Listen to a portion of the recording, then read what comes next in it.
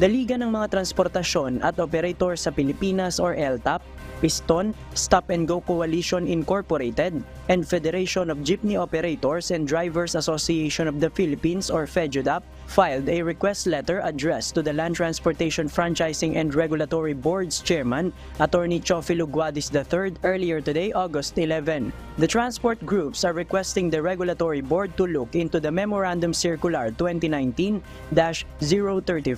which allows LTFRB to automatically impose fare adjustment without public hearings and special proceedings. LTAP National President Orlando Marquez showed to the media the Section 4 of the memorandum, which is their basis for the automatic fare adjustment due to the continuous increase of fuel in the past few weeks.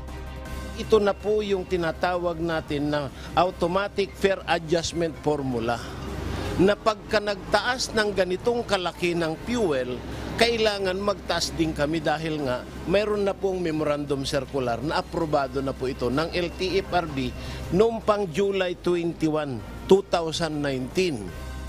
Orlando Marquez also pointed out that with the formula provided on the memorandum circular, the possible fare hike to jeepney will be 2 pesos on top of 12 peso minimum fare.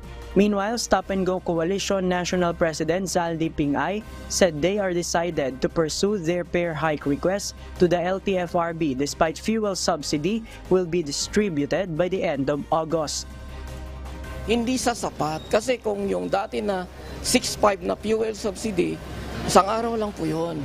Ito kasing pagtataas ng diesel, continuous na tumataas. Isang beses lang naman yung bigayan ng fuel subsidy, hindi naman buwan-buwan o araw-araw. To other regular commuters, the proposed fare hike will be another burden to their daily budget. Pag mapapadagdag ng 2 piso sa mga katulad ko pasahero, hindi kami papayag. Siyempre, dagdag sa budget din yun eh. Hindi yata. Medyo mabigat na yung 2 piso idagdag eh. Mabigat po. Mahal na nga ng bilihin. Tapos dagdagan pa ng pamasahe. JP Nunez, UNTV, News and Rescue. We serve the people, we give glory to God.